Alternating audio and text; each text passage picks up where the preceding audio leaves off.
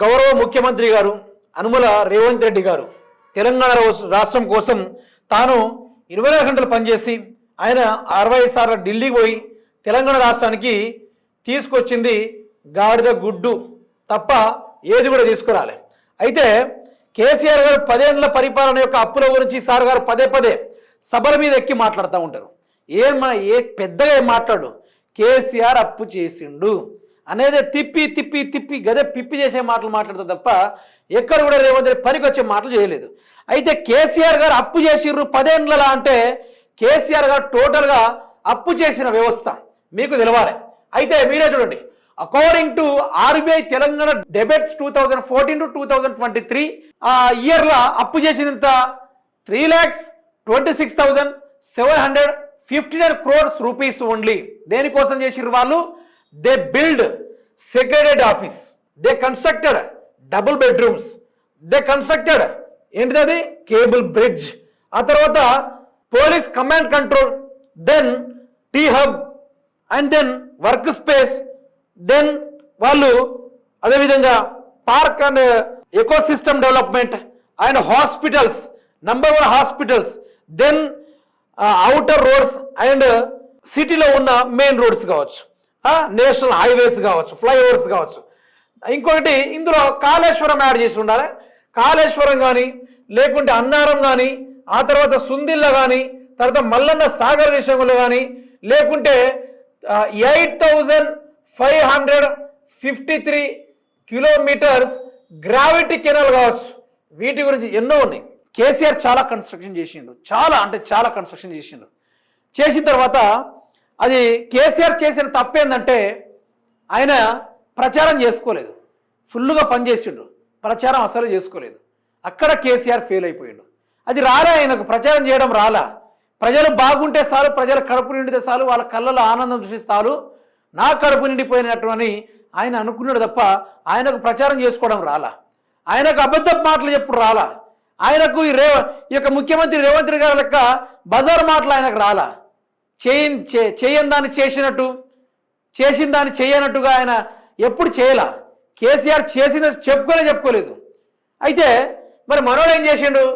According to RBI Telangana debits December 2023 to March 2026 వరకు. ఇక చూడండి, ఇక రేవంత్ రెడ్డి గారు ఈ 2.5 సంవత్సరాల్లో ఎంత అప్పు చేసిందంటే 3,11,420 crores.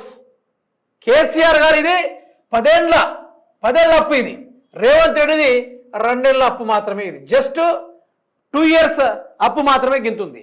మరి రేవంత్ రెడ్డి ఏం చేశాడో మీకు తెలుసా? ఫస్ట్ థింగ్ యూరియా స్కామ్ తరబెట్టిరు. Then second thing Rythu Bandhu scam, ఇది అతి పెద్దగా దీన్ని ఉస్కో చేసిర్రు. దెన్ వీళ్ళు చేసింది ఇక కళ్యాణ లక్ష్మి, ఇది కూడా ఊష్పటగా అయిపోయింది. ఆ తర్వాత తెలంగాణ వ్యవస్థ ఏది మన Hydraa,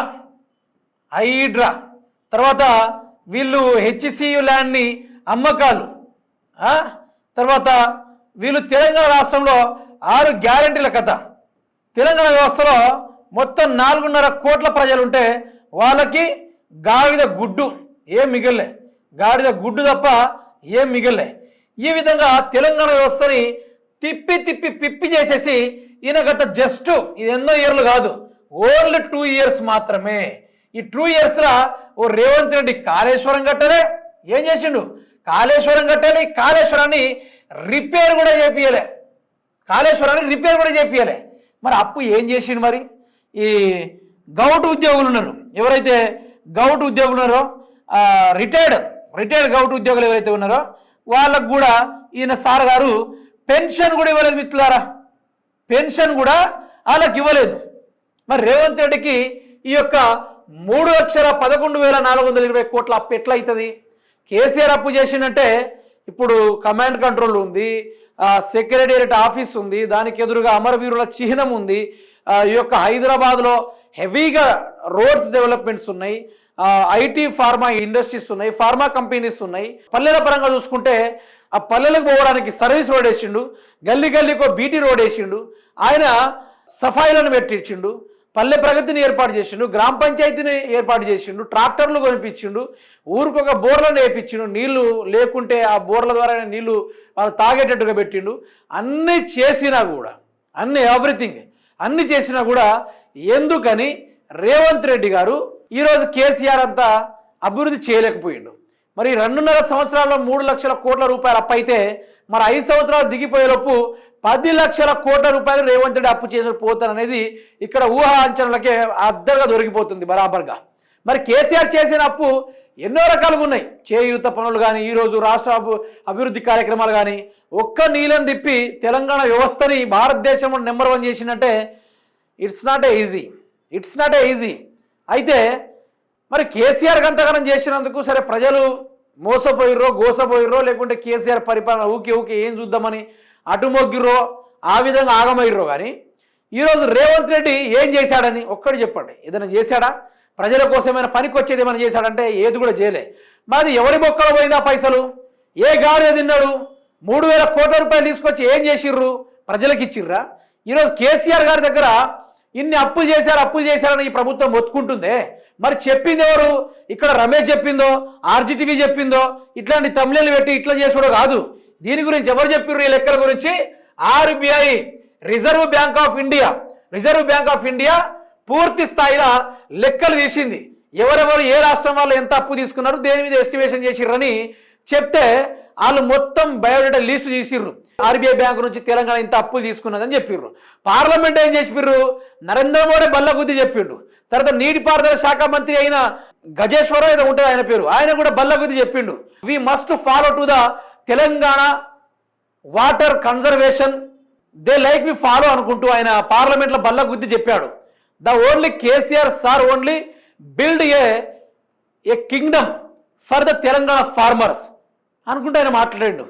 today in Telangana there is no farmer suicides, there is no farmers migrating, there is no Telangana is not a migrating state, it's now still the going developing state. Farmer becamed రైతే రాజు అనుకుంటూ నినాదాలు ఇచ్చిర్రు, అనుకుని గట్టిగా మాట్లాడారు అసెంబ్లీలో.